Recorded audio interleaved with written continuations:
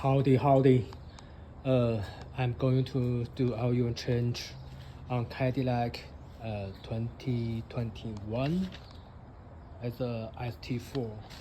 So before oil change, I really recommend you guys know if you use the rack as a carbon-free metal stuff, I really recommend you guys put the stand.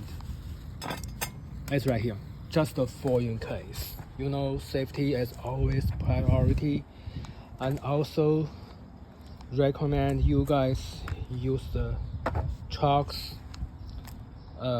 put underneath the rear wheels, and the other side do the same thing. Okay, thank you for watching.